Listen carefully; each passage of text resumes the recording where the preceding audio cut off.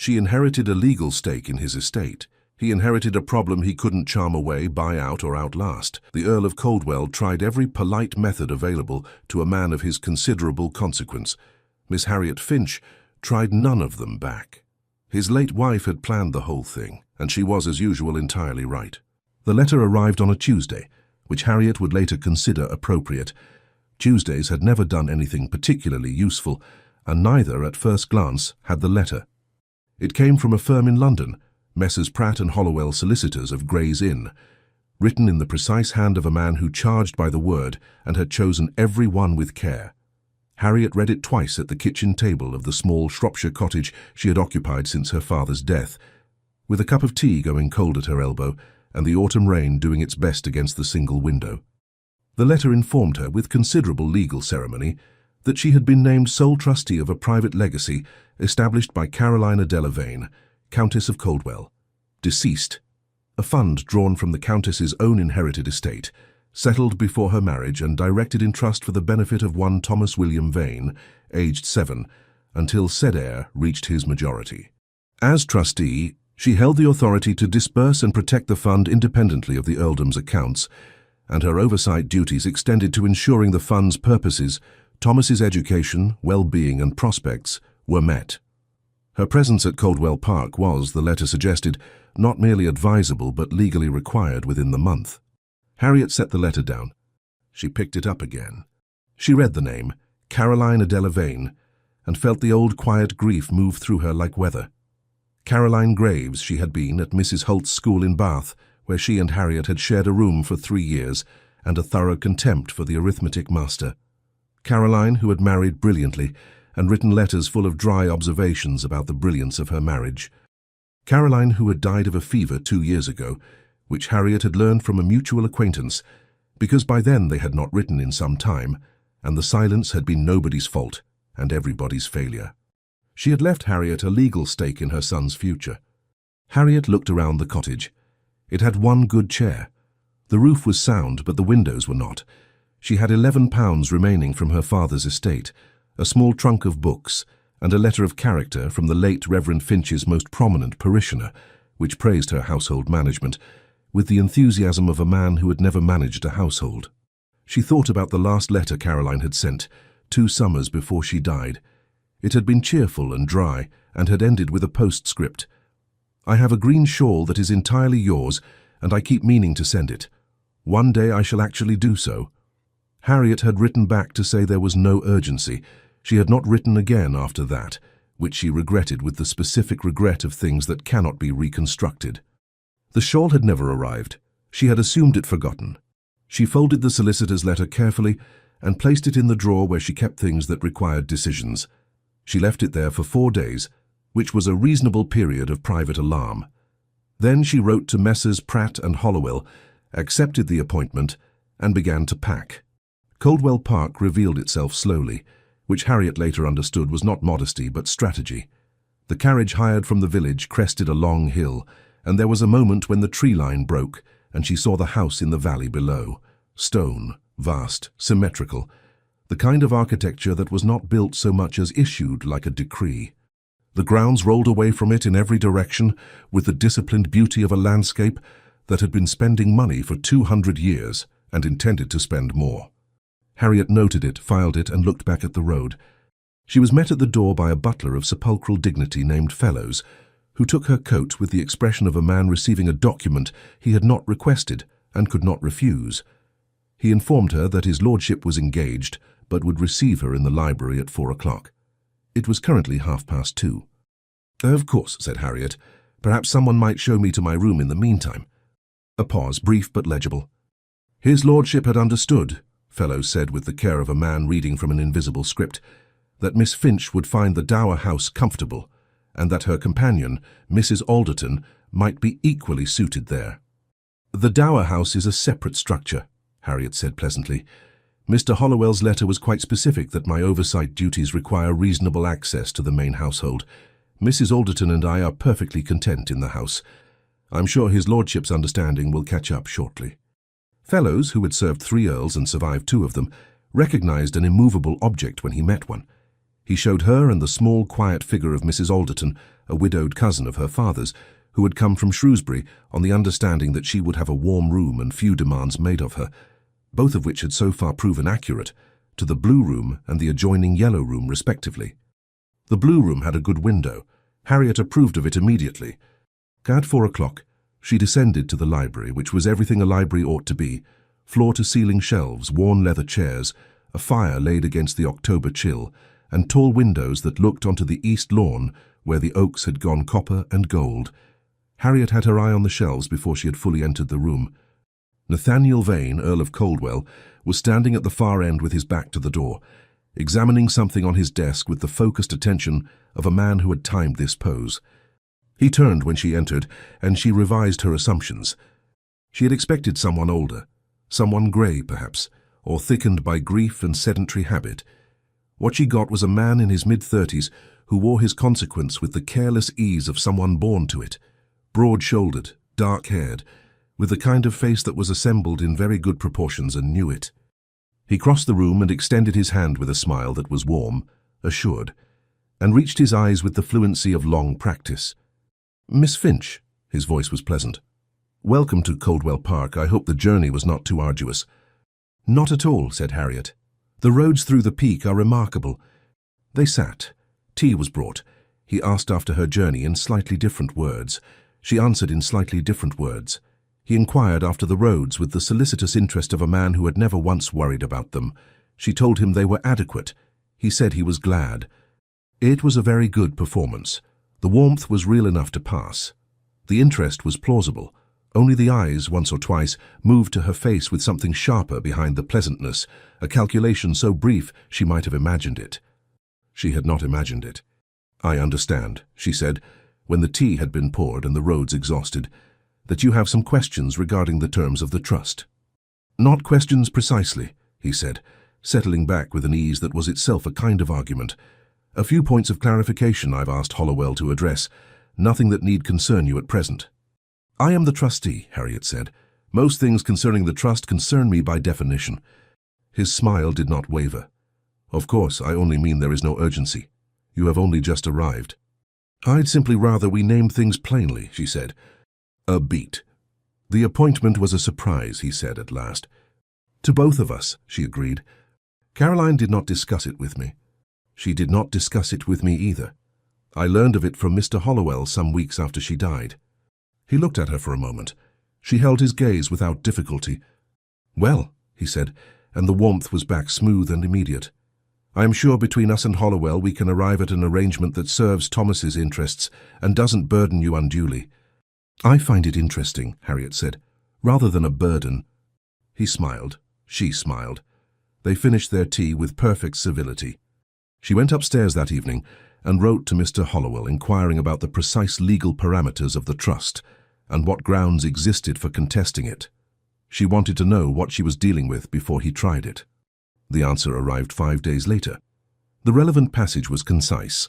The trust was established from Lady Coldwell's own inherited funds, which had been settled before the marriage and remained legally her own to direct. The instrument was properly witnessed and drawn with uncommon precision. Grounds for contest were narrow to the point of theoretical and would likely require chancery proceedings of considerable duration and uncertain outcome. Harriet read this in the library. She had established by the third day a quiet claim to the window seat between 10 and noon, and permitted herself a small, private satisfaction. She was still reading when the door opened. She expected fellows. She got Thomas. He was 7, and had the look of a boy assembled from mismatched parts that hadn't yet decided to cohere. His father's dark eyes in a rounder face, a smear of something on his left cuff, and the expression of someone who had been looking for something and was uncertain whether he had found it. He stopped in the doorway. "You're the trustee, lady." "I am the trustee," Harriet said. "Yes." "Papa says you're here for estate business." "Something like that." He considered this. "Do you like books?" Harriet looked at the book in her lap and back at him. "Very much." "Papa likes books too, but he doesn't read them for fun. He reads them for information." Thomas delivered this as a known deficiency. "Do you read them for fun?" "Mostly for fun. Occasionally for information, often both at once if the book is good enough." Thomas came fully into the room and sat down in the chair opposite with the unself-conscious ease of someone who had not yet learned that libraries required quiet. "Which one are you reading?" She showed him the spine. He looked at it with the polite interest of someone for whom the title meant nothing. "Is it good?" "The first chapter is very good. The second is making me work for it. Papa says anything worth having requires work." "Your father is not wrong," Harriet said. "He is, however, applying it selectively." Thomas appeared to file this for later. "Would you like to see the horses? I'm allowed to go to the stables before luncheon on Tuesdays." It was a Tuesday. Harriet marked this as the first useful thing a Tuesday had ever done for her, set her book aside, and went to see the horses. She had been at Coldwell Park for 11 days when she found the shawl. She had gone to the Dower House to assess it, partly professional duty, partly curiosity. It was unlocked but clearly unoccupied, its furniture sheeted, its fireplaces cold. It smelled of lavender and dust in equal measure. She found the shawl in the window seat of the upstairs sitting room, folded neatly, as though someone had set it down meaning to return and hadn't. Deep green wool, fine and soft, with a border worked in a darker shade. Harriet went very still. She knew this shawl not from holding it, Caroline had never managed to send it, but from the description in that last letter, cheerful and specific. Deep green with a darker border, quite the warmest thing I own. She shook it out, and the wool fell across her hands, and she stood for a moment in the cold room with the particular sensation of something arriving 2 years too late. Caroline had left it here, had not sent it or had not managed to, or had put it somewhere safe meaning to and then hadn't. It was entirely in keeping with the affectionate disorganization that had coexisted in Caroline with extraordinary precision about the things that actually mattered. She wrapped it around her shoulders. It was exactly the right weight. She wore it back to the main house because she was cold and because it was hers. Caroline had said so, and the fact of her death did not unmake the promise. She was crossing the entrance hall when she encountered Nathaniel. He had just come in from the ground, still in his riding coat, and was saying something to fellows that stopped entirely the moment he saw her. The look lasted less than a second. It was not anger and not grief exactly. It was the expression of a man struck in a place he had believed well defended. Then it was gone, and he was perfectly pleasant. "Miss Finch, you've been exploring." "The Dower House," she said.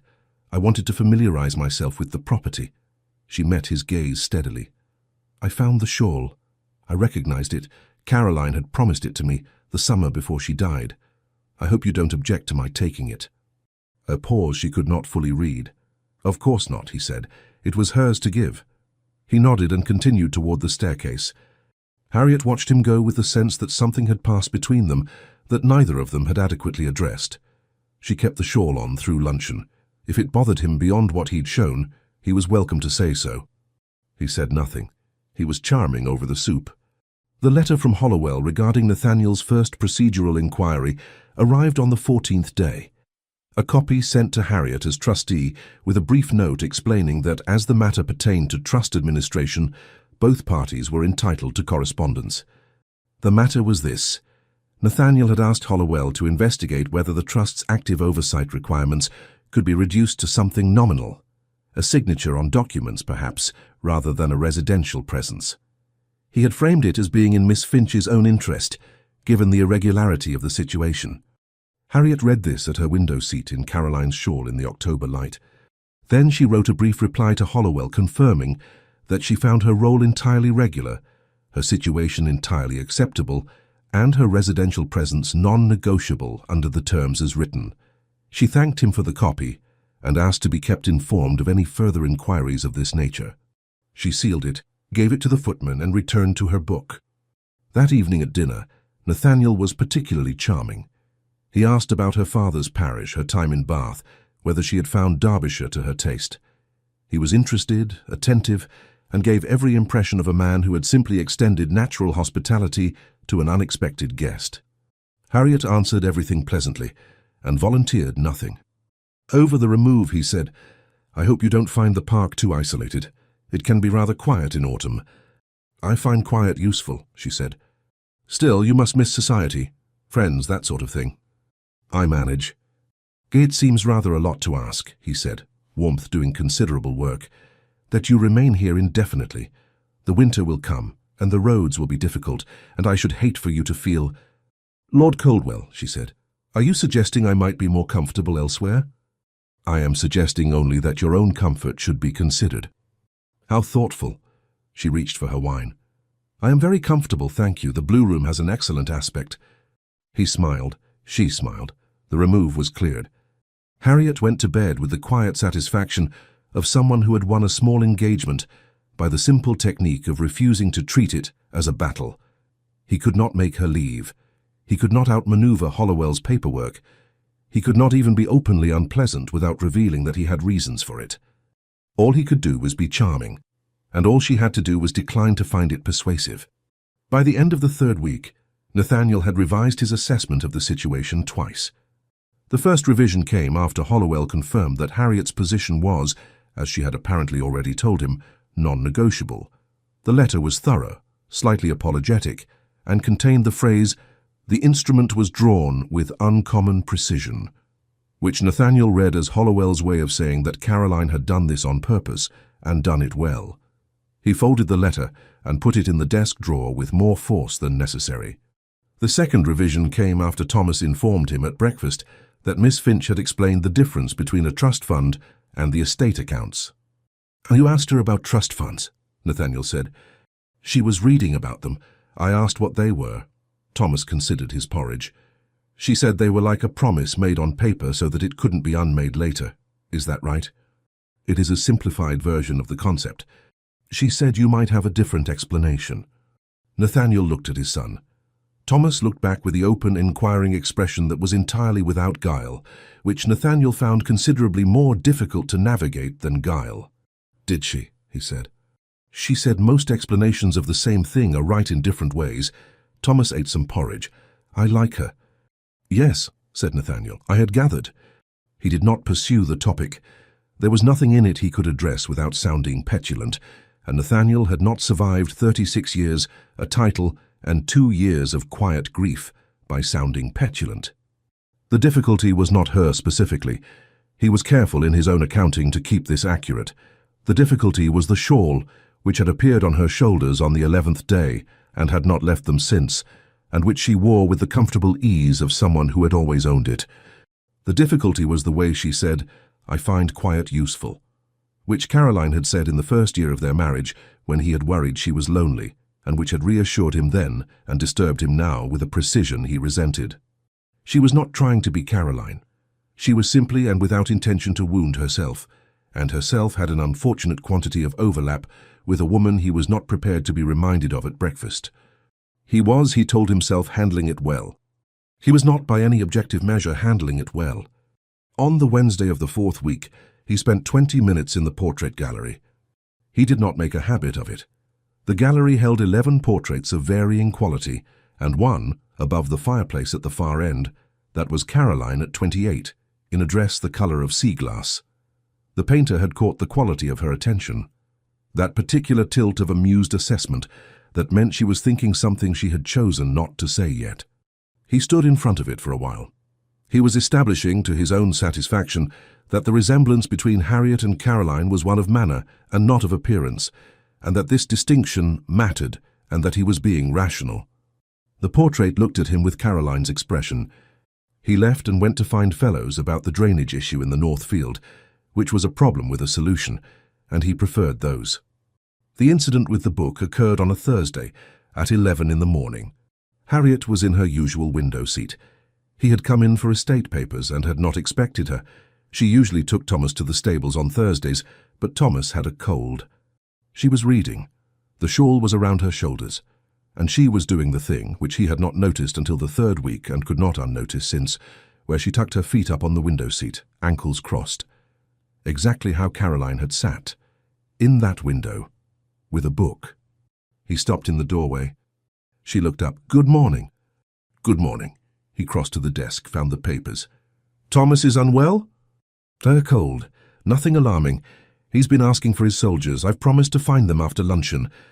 Nursery cupboard, third shelf." A pause. "Thank you." He should have left. He had the papers. Instead, "What are you reading?" She showed him the spine. He had given that book to Caroline for her birthday in 1812, and she had read it 4 times. This was either the same copy, recovered through some domestic archaeology, or a fifth. He wasn't certain which was stranger. "Is it good?" he said. "Very. Have you read it?" "Years ago." She looked at him for a moment, with the quality of attention he found faintly unnerving. Not invasive, more like someone who had come to an interesting passage. "You don't have to be pleasant to me," she said. "I should tell you that. I have read Hollowell's correspondence. I know you would prefer I wasn't here. I don't require pleasantness in exchange for legal compliance." "I am pleasant to everyone," he said. "I know," she said. "That's rather what I mean." He looked at her. She looked back with the patient expression of someone who had said a thing and was prepared to let it stand. "Miss Finch," he said carefully, "I apologize if I have given the impression." "You have given no impression at all," she said, "which is itself an impression. I only thought we might save some energy by acknowledging that we are in an unusual situation and both navigating it according to our natures." She picked up her book. "I'll leave you the desk." He took his papers and left, stood for a moment in the corridor. What disturbed him, and he named it as disturbance rather than irritation, was not that she had seen through him. It was that she had told him she'd seen through him and then declined to do anything with it, as though the seeing was simply information, neutrally held, as though she had no interest in using it. In his experience, people who saw through you always wanted something for it. Thomas's cold ran 4 days. On the 5th, he appeared in the library doorway with restored energy and the self-regard of a child who has been ill just long enough to consider himself interesting, and announced that Miss Finch had promised to teach him drafts. "Miss Finch is the trustee of your legacy," Nathaniel said from behind the quarterly accounts. "She said trustees can play drafts." "I'm sure she did." "You could play too," Thomas offered. "She said she'd play anyone." "I have the accounts." Thomas considered. "You always have the accounts." A pause. "I read something she wrote to Hollowell. I came in quietly, and she hadn't seen me yet." He said this with the mild transparency of someone reporting facts. "She said a well-run estate largely runs itself, if the systems are properly maintained, and that a man who reviews the accounts every day has either bad systems or a need to feel necessary." Nathaniel set down his pen. "She wrote that. To Hollowell, I asked her about it later and she didn't unsay it." Thomas looked at the accounts. "Do the accounts have to be done every day?" Nathaniel looked at his son for a long moment. Thomas looked back with the particular 7-year-old innocence that consisted of having no idea why the adult had gone very still. "Go and play drafts," Nathaniel said. Thomas went. Nathaniel picked up his pen, set it down, and made 3 errors in the accounts before admitting that she was functionally correct, and that this was not something he was prepared to address today. The first genuine argument happened on a Friday over the Mercer tenancy. 2 of the home farm tenants, the Mercers, father and 3 sons, 40 years of occupancy, were requesting an amendment to their lease, allowing them to redirect a portion of acreage to a different crop rotation. A minor thing. A reasonable thing. Nathaniel had been going to deny it on grounds of consistency. He explained this at dinner. Harriet listened. She had the expression of someone listening very carefully. "It seems straightforward," he finished. "I'll need to review the amendment before co-signing any trust-related disbursement that affects the home farm income," she said. "The amendment is a denial." She set her fork down with a small, precise click. "You intend to deny the Mercers a change, affecting only their own acreage that would improve their yield, maintain their tenancy, and protect the income stream that is partly Thomas's?" "I have a policy about unilateral amendments. The Mercers have 40 years of tenancy, and 3 sons who will presumably continue to farm Coldwell land. Thomas, as eventual Earl, inherits that relationship." The tone was perfectly even. "A policy that loses a generational tenant over a crop rotation is worth revisiting. Thomas is 7. "Which is why his trustee is here," said Harriet, and picked up her fork. There was a silence. The soup cooled. "I have not said I will deny it," he said after a moment. "You said the amendment is a denial." "I said that was my inclination. I'm prepared to review the Mercer case specifically." "I thought you might be," she said without inflection, and asked Fellows for more bread. Nathaniel looked at his wine. He had the distinct sensation of having conceded something while making no concession, and was not certain how it had happened. Going over the Mercer file that evening, he found her reading entirely correct, and his policy as applied here indefensible. He approved the amendment with a marginal note reading, "Reviewed on further consideration," which was true in every technical sense. It was Fellows who mentioned the portrait gallery, in his oblique way, noting that it had not been formally catalogued in some years. When Harriet asked about the household inventory, she went on a Thursday. The gallery was long and cold and smelled of linseed and old wood. She worked her way down, earls in armour, earls on horseback, a succession of serious women in elaborate headwear, until she reached the end, and the fireplace, and the portrait. She stood in front of it for a long time. The woman in the painting was not quite as Harriet remembered her. They had been 15 when they met, and memory distorts, but was recognizably Caroline. The sea-glass dress, the quality of attention in the expression. Harriet had the shawl on. It was a darker, richer green than the sea-glass dress in the painting. She looked from the painted fabric to the wool on her own shoulders and felt something that was not quite grief and not quite guilt, but lived in the neighborhood of both. "For you might have warned me," she thought, "that the house would be like this, that he would be like this, that you'd arrange everything with such precision and leave me to find it out by degrees." The portrait said nothing, which was not how Caroline had operated in life. The second letter to Hollowell arrived as a copy, as the first had. Harriet read it at her window seat on a grey morning and felt, for the first time since her arrival, something colder than frustration. Nathaniel had asked Hollowell to investigate whether the trust might be challenged in Chancery, on grounds that the testator had not, at the time of drafting, been of fully settled mind. He was suggesting Caroline had been unsound. She sat with this for a moment. The fire had burned low, the oaks outside were stripped bare. What she felt was structural, the feeling of having assessed a situation and been wrong about its fundamental nature. She had thought him proud and controlled, taking refuge in obstruction because it was tidier than feeling things. She had extended, without naming it to herself, a certain latitude that came from understanding grief. This was different. This was calling Caroline mad. She wrote to Hollowell that evening with complete clarity. Every reason the petition would fail, every legal precedent against it, and a polite but unambiguous indication that should the attempt be made, she would instruct Mr. Crane of Shrewsbury to respond in full. She sealed the letter, gave it to the night footman, and went to dinner. Nathaniel was charming. She was charming back. He refilled her wine. She thanked him. He asked whether she had found Derbyshire to her liking. "I am finding it more interesting every day," she said, which was true. He smiled, and it was the good smile, the warm one. She wondered whether he knew what it cost him to maintain it so well, whether it had ever stopped working long enough for him to notice what was underneath. Probably not. People with very good smiles rarely needed to investigate. November arrived at Coldwell with the decisiveness of a creditor. The oaks went bare. The first frost came on a Sunday. The house contracted into its habitable core, the library, the breakfast room, the south-facing parlour where the light lasted longest. Thomas had developed the habit of finding Harriet. This was not, she suspected, accidental. There was an intentionality to his arrivals, but his company was genuinely good, and she saw no reason to discourage it. He was clever in the way of a child who had spent too much time around adults, and he asked questions with the directness of someone who had not yet learned that questions revealed the shape of your ignorance. On the first Monday of November, he arrived in the parlour at 3 o'clock and asked her why his father was sad. Harriet set down her embroidery. "What makes you think he is sad?" Thomas considered. He was sitting on the floor near the fire where he sat when thinking, because the rug was warmer than the chairs. "He smiles all the time, but not like he means it. Not like when I show him something with my soldiers. That smile looks different." "That is very observant," she said. "Nurse says he's been sad since Mama died." Grief takes different people differently. For some, it makes them quiet. For others, it makes them very busy. "He's very busy," Thomas agreed. "Were you sad when Mama died?" He asked it as he asked everything, simply wanting to know.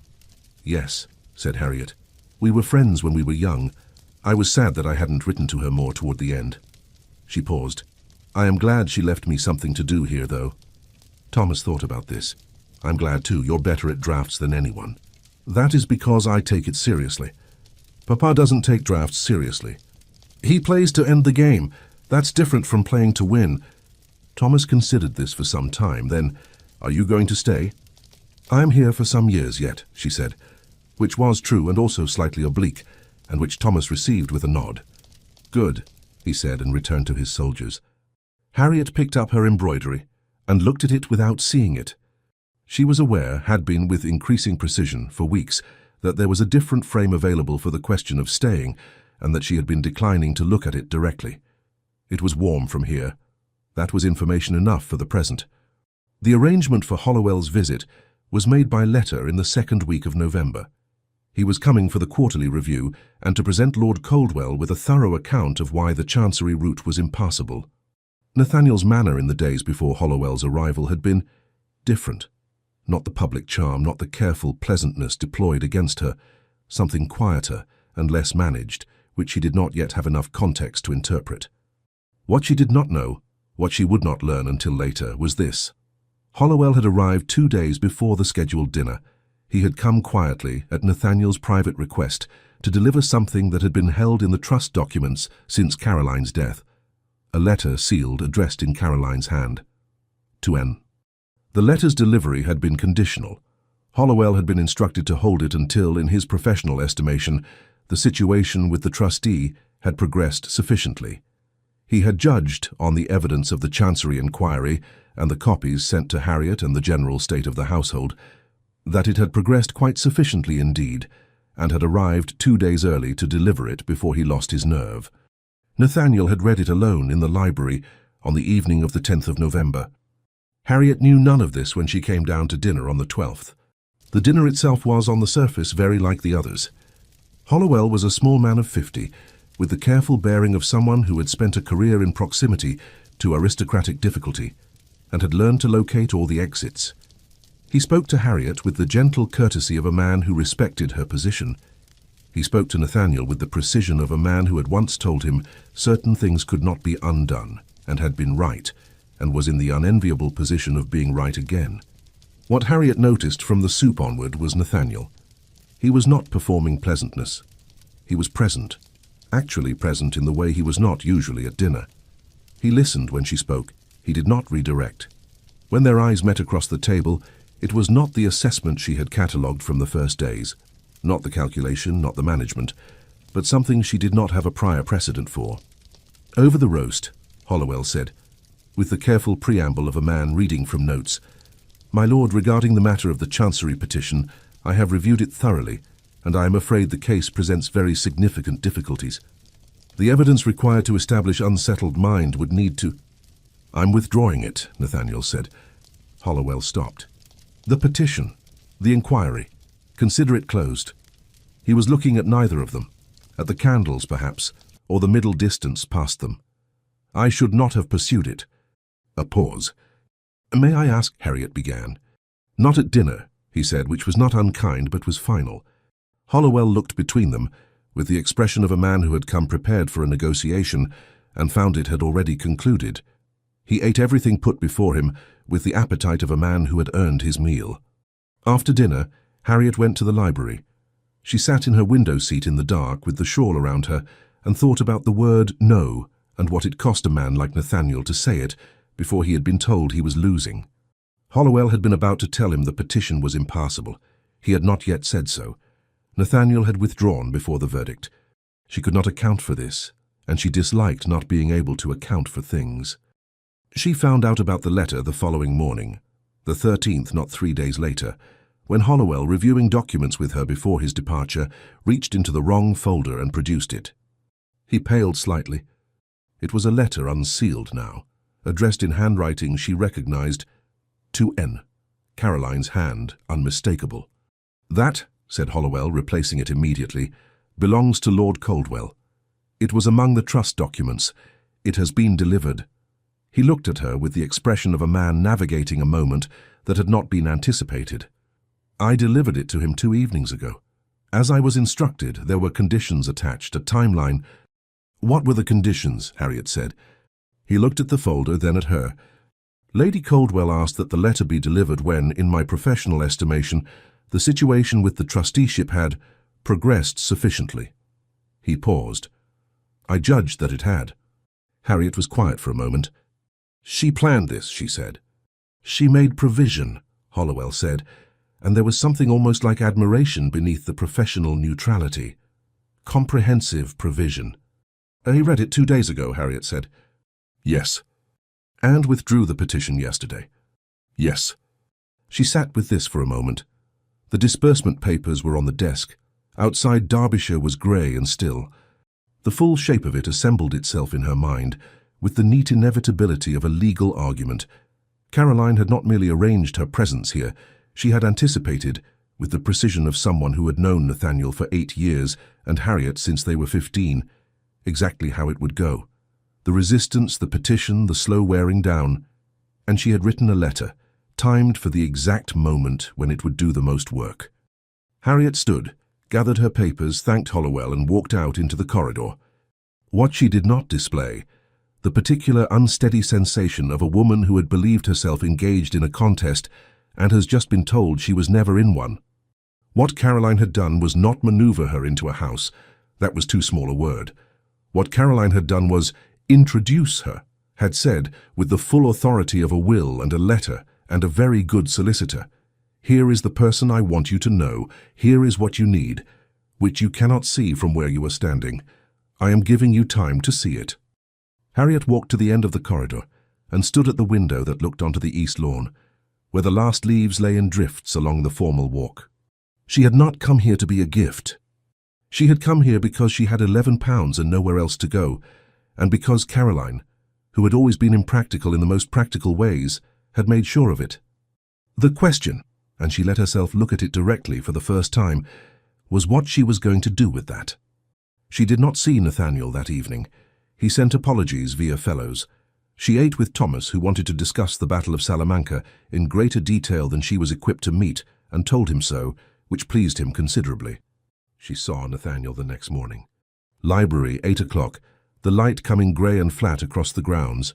He came in, stopped when he saw her, and did not immediately produce the pleasant mask.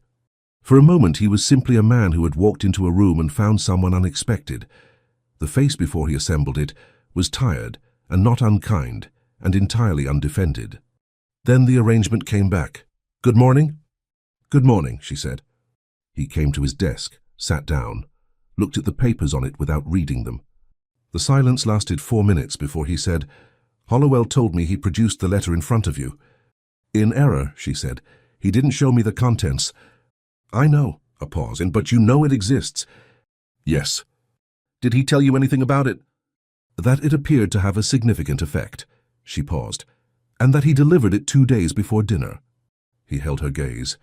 The morning light was flat and without flattery, and he looked in it like a man who had not been properly looked at in some time. "She knew," he said, "what she was doing when she named you."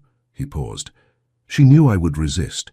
She wrote that she knew I had made grief into a management problem, and that someone who would not be managed was the only kind of person who would do any good."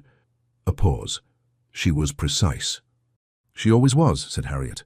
"It was occasionally infuriating." Something happened at the corner of his mouth. Not quite a smile, but the memory of one. "Yes." "She also said," he continued, "that you said things the way she said things, that she had promised you the shawl and that finding it here might be difficult for me." He stopped. "She knew I would find it difficult. She thought I needed difficult." Harriet looked at the shawl on her shoulders. "I recognized it when I found it," she said. "I knew it from her letter, the description. I didn't say so when you saw me wearing it, because I didn't know whether to." "I know you recognized it. I could see that you did." He looked at her. "I should have said something then. Instead, I was charming at you over soup, which was both dishonest and entirely characteristic." "Yes," she said, "I noticed." "You were going to suggest Caroline was unsound," she said then, not with heat, setting it on the table. "Yes." No hedge, no pleasantness. "I was losing, and it was the last thing I hadn't tried." A pause. "I withdrew it before Hollowell confirmed it was impossible. After I read the letter." "I know," said Harriet. "That was the part I couldn't account for until yesterday." He held her gaze for a moment. "The letter." She ended it by saying that if he was reading it, something was already working. He paused. "She said she would bet on you." Harriet was very still. "She would bet on you." Something moved through her that was not a clean emotion, and she was not going to name it in this room, in this light, with this man looking at her with that expression, which was not the mask, and not grief, and was something she had not seen on him before. "I should like to read it," she said. If you were willing. She was my friend before she was your wife. I should like to know what she said. A long pause. Yes, he said, I think I would like that too. He opened the desk drawer and held the letter for a moment, the expression of a man about to give something valuable, discovering that giving is harder than keeping. Then he set it on the desk between them. The letter was 3 pages, written in Caroline's hand, small and swift, never quite achieving the elegant slope that Mrs. Holt's school had attempted to teach it. Harriet recognized it from the first line and had to wait a moment before she could continue. She read it at the window seat. Nathaniel had gone to stand at the far end of the room, which was the correct distance, far enough to give her privacy, close enough that leaving would have been a statement neither of them was making. My dear N, if Hollowell has given you this letter, then one of 2 things has happened. Either enough time has passed that you have stopped being insufferable about the whole arrangement, or you have done something so egregious that Hollowell felt honor-bound to intervene. I have written the letter to account for both possibilities, which I think you will agree is efficient. First, Harriet. I know you will have found her inconvenient. I know because I know you that your first instinct will have been to find a procedural solution, because you have not had a genuine problem since 1809 that you could not reduce to administration. Harriet will not administer. This is why I chose her. She is the best person I have ever known who was not trying to be. She is not kind in the way of people who are performing kindness. She is simply accurate, about people, about situations, about the sort of thing one would rather not have said aloud. I met her when we were 15 and she told me within a fortnight that I was not as clever as I thought I was, but was considerably more interesting, and she was right on both counts. You will find, if you let yourself look, that she is right about most things. This will be annoying. It will also be useful. I am not asking you to like her. I am asking you to let her do what I appointed her to do, which is look after Thomas and, incidentally, look after you, since you will not do it yourself, and someone has to. Now the harder part. I have known for some years that our marriage was a good one, that was never quite what either of us expected it to be. I am not saying this to wound you. I am saying it because I think you have spent 2 years building a monument to something that was real and good, and is being honored more accurately than it was lived. We were happy. We were also, in the last few years, more comfortable than close. I have made my peace with it. What I have not made peace with is the idea of you continuing as you are, charming to everyone, unreachable to everyone, and very busy. You are not managing the estate, Nathaniel. You are hiding in it. Thomas will notice. He probably already has. I chose Harriet because she is the right person for Thomas, and she needed the situation as much as it needed her. But I will be honest with you, because I can afford to now. I also chose her because she will not be charmed. She will not manage around you or perform ease for your comfort. She will stay and she will be exactly herself. And if I know you at all, and I believe I do rather well, that will be the thing that finally gets through. I am not telling you to fall in love with her. I am telling you to let yourself be known by her. Those may or may not be the same thing. I leave that to you. The shawl is hers, by the way. I promised it to her the summer before I died and never managed to send it. Consider this an instruction to confirm the gift. I loved you. I love Thomas. Be well, be less busy. Equal. Peace. If the resemblance is the problem, and I think it may be, we are alike in some ways, Harriet and I, but she is considerably more stubborn and would win any argument we ever had. I say this with complete admiration. You should factor it in. Harriet reached the end and sat for a moment, looking at that last line. Then she looked up. Nathaniel was at the far end of the room, hands clasped behind his back, looking out at the bare east lawn. She called you insufferable, Harriet said, within the first paragraph. I noticed. She also said you were hiding in the estate. I read it, and that Thomas had probably noticed. A pause. He told me last week that I smile but don't mean it, except when he shows me his soldiers. He told me the same thing, said Harriet. Nathaniel turned then, and looked at her across the length of the library with nothing on his face she hadn't earned the right to see. No pleasantness, no management, no composure deployed as a barricade. Just a man in a house that had been quiet for 2 years, standing in the room where he had read his dead wife's letter, looking at the woman his dead wife had sent him. She said you would win every argument, he said. She was flattering me. I don't think she was. Harriet looked at the letter in her hands and folded it carefully along its original creases, the way one folds something that belongs to someone else. Then she held it out to him. He crossed the room and took it. Their fingers did not quite touch, but the distance was small enough that it registered.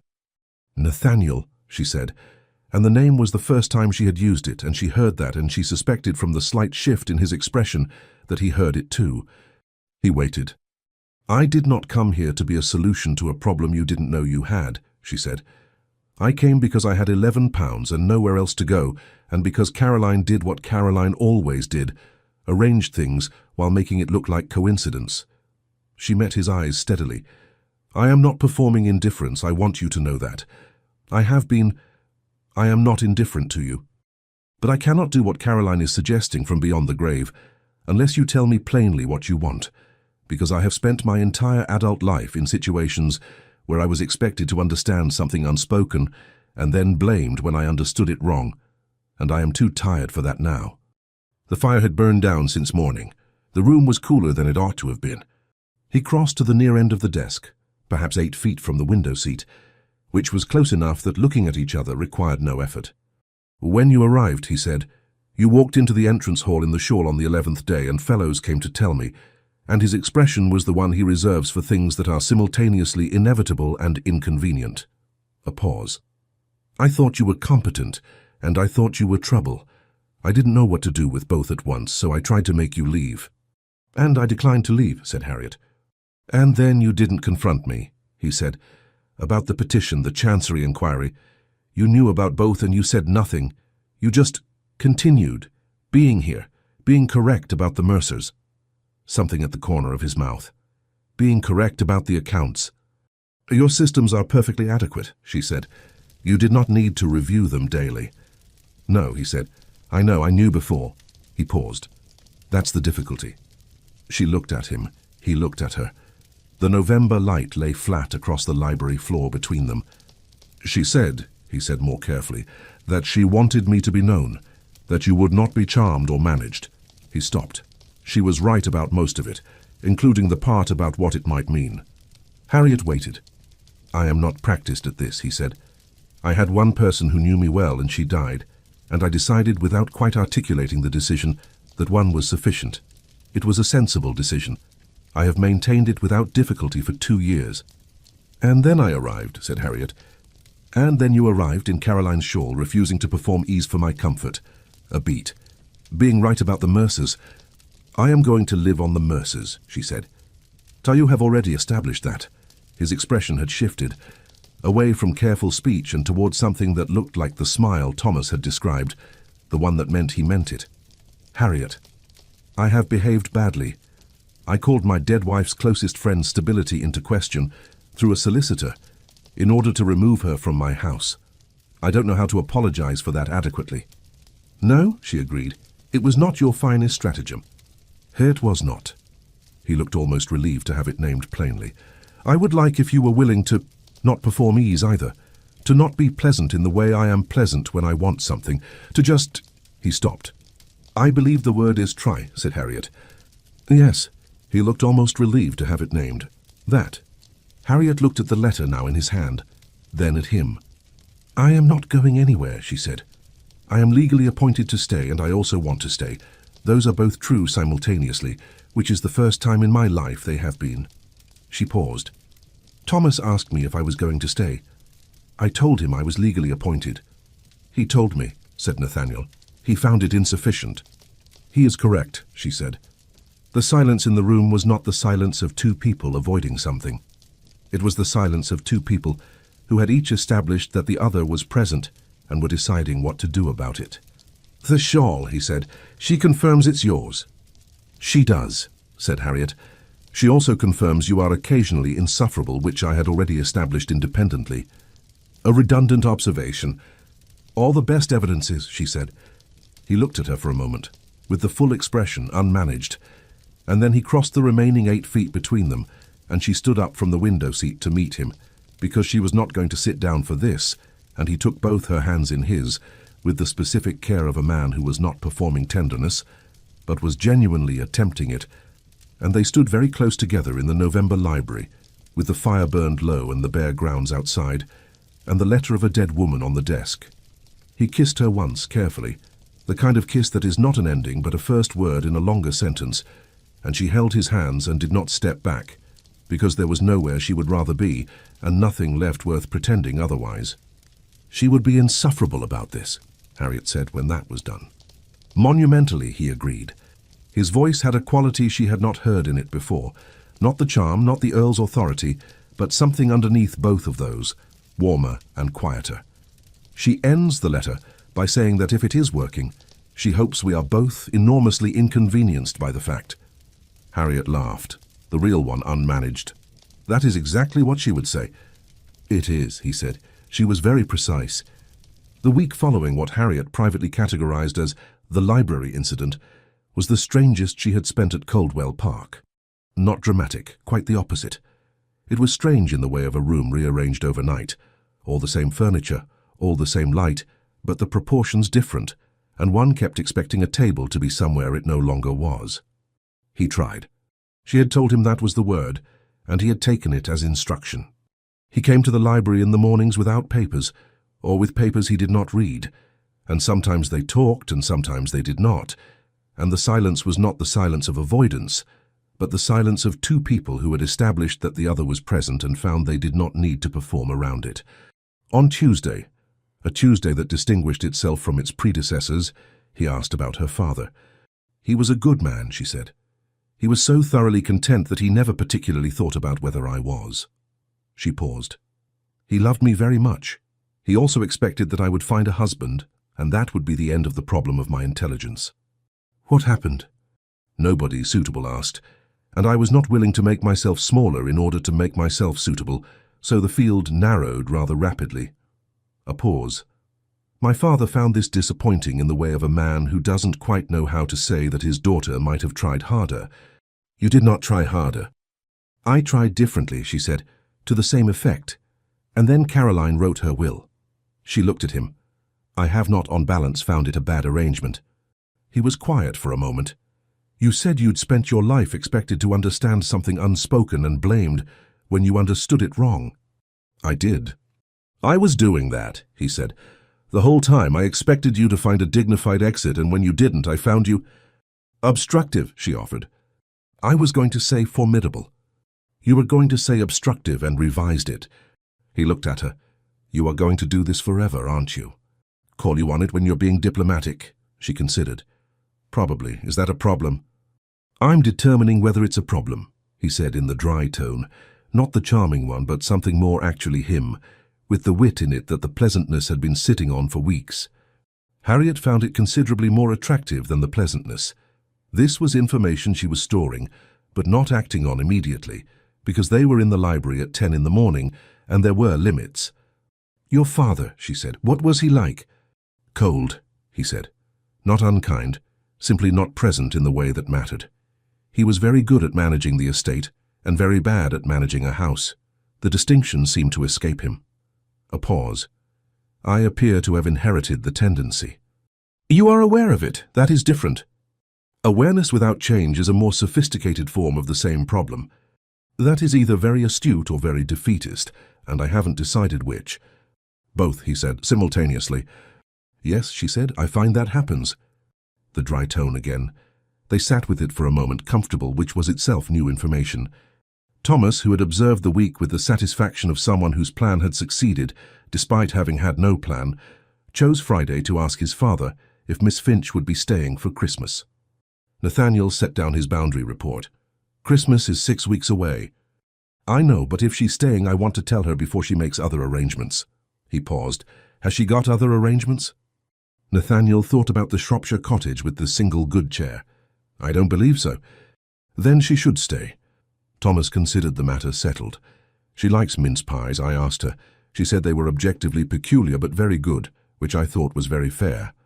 It is a fair assessment of mince pies. Will you ask her? Nathaniel looked at his son, sitting on the floor in his habitual thinking position, soldiers arranged on the rug in some configuration that was probably Salamanca. He was regarding his father with the open, uncomplicated expectation of someone who had not yet learned that wanting things clearly was a vulnerability. I'll ask her, Nathaniel said. He asked her that evening, in the corridor outside the south parlour, which was not a planned conversation but was apparently where they were having it. "Thomas would like to know if you are staying for Christmas," he said. Harriet turned from the parlor door. The shawl was on.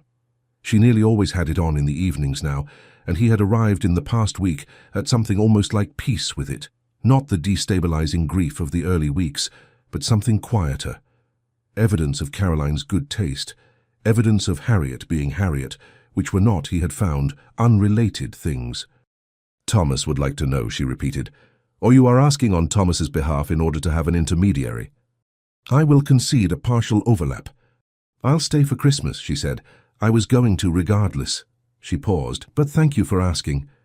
"Harriet," before she could reach the door. She turned. He was looking at her with the expression she was still working out the full coordinates of, earnest, slightly effortful, without the mask. "I find this more difficult than I expected." "Trying?" "Yes." "That's how you know it's working," she said, and went in to dinner. He stood in the corridor for a moment, which was becoming a habit. Then he followed her in, and Thomas told them about Salamanca in more detail than the historical record strictly supported, and Harriet asked a genuinely interested question about terrain, and it was, Nathaniel thought, looking at the table, the kind of evening that felt inhabited, the kind he had not had in a long time. He watched her listen to Thomas, the particular quality of her attention, not performed, genuinely interested, and felt the thing he had been declining to name with increasing difficulty. He was going to have to name it, not tonight, but soon. The incident that broke the remaining distance between them was nobody's fault, which was perhaps why it worked. 3 weeks into December, cold with the seriousness of a Derbyshire winter making a point, Harriet had gone to the home farm to meet the Mercers in person and been caught on the way back by worsening weather and a horse that had thrown a shoe half a mile from the house. She arrived on foot 40 minutes late, wet from the knees down, leading the horse by the bridle. Nathaniel met her in the stable yard, where he had been for the last 20 minutes, with an expression that was trying to be composed and not quite managing it. "You're soaked," he said. "An observant assessment." She handed the horse to the groom and pushed wet hair from her forehead. "He threw a shoe at Hartley Lane. I didn't think it wise to ride." "You walked from Hartley Lane in this?" It was not quite a question. "Come inside," he said, which was an instruction, and she was too cold to argue. He took her directly to the small study adjacent to the front hall, which had a fire, and told fellows to bring dry things and hot tea with the clipped authority of a man keeping a lid on something by main force. "I'm perfectly well," she said, unwrapping the wet shawl and holding it at arm's length with a look of mild reproach. "Harriet?" He was close, and the use of her name in that tone stopped her. "I was concerned." She looked at him. He was looking at the wet shawl in her hand and then at her, and there was something entirely unguarded on his face. "The shawl will dry," she said. "I know it will dry," he said quietly. "I was concerned about you, not the shawl." She looked at him for a long moment. The fire was behind him. The room was small. She was wet and cold, and this was not the circumstances she would have chosen, but circumstances had never been particularly interested in what she would have chosen. He took the shawl from her hand and draped it over the chair by the fire. Then he turned back, and he was very close, and she was looking at him with the accumulated evidence of 3 months fully assembled and arriving at its conclusion. "I don't want you to go," he said. "Not in years when the trusteeship ends, not before then." He stopped, and it was not the stop of a man who didn't know what he wanted, but the stop of a man choosing how true to be. "I want you to stay, not as the trustee." He paused.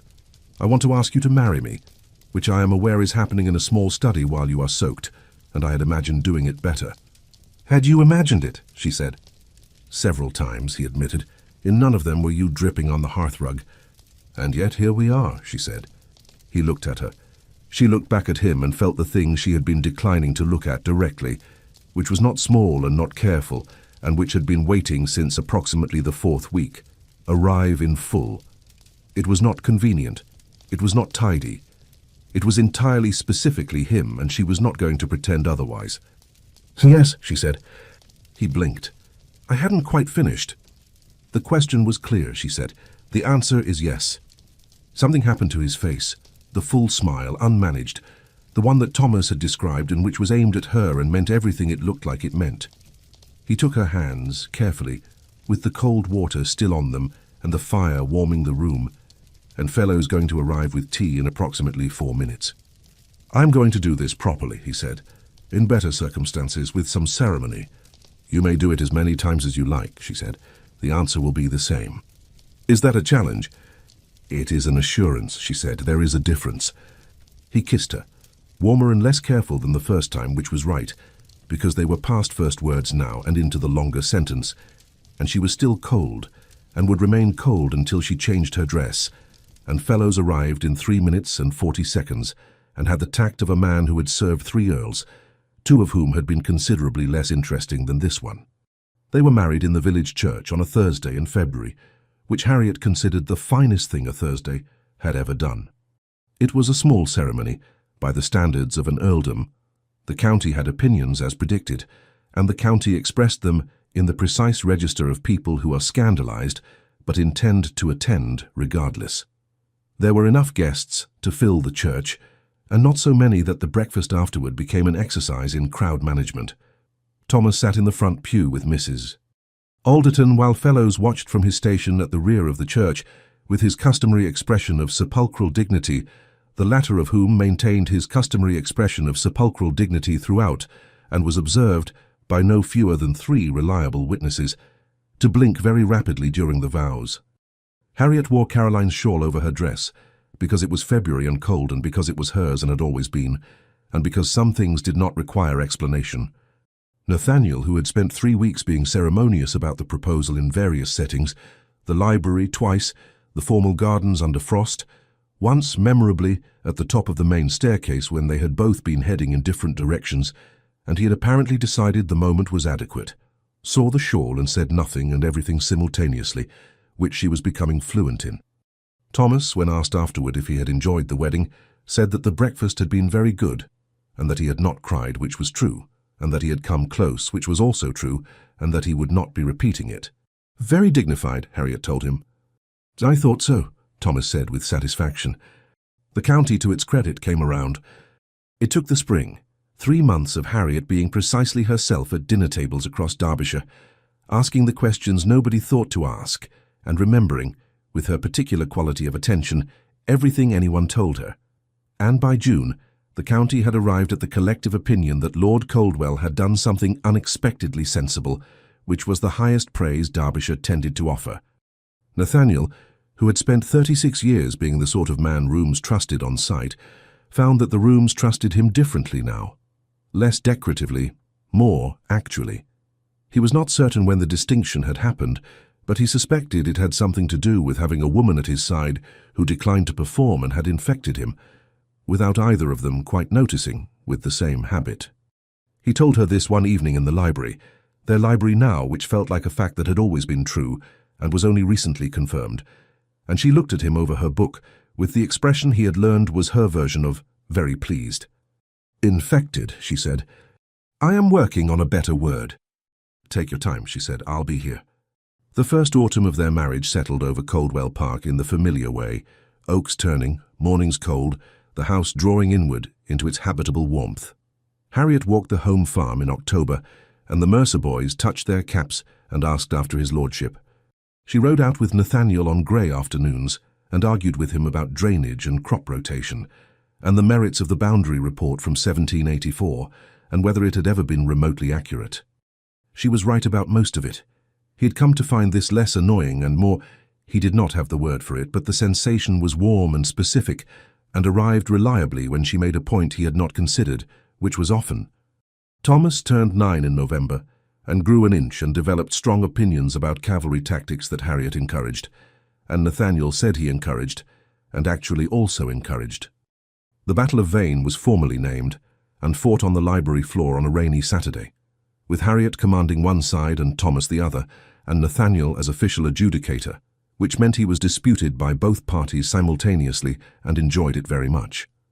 It was on an evening in late November, a Tuesday because Tuesdays had become reliable, that Harriet was sitting in her window seat with a book and the shawl around her shoulders and the fire properly laid for once, because winter had arrived in earnest, and Nathaniel came in from his rounds and sat down in the chair opposite rather than going to the desk.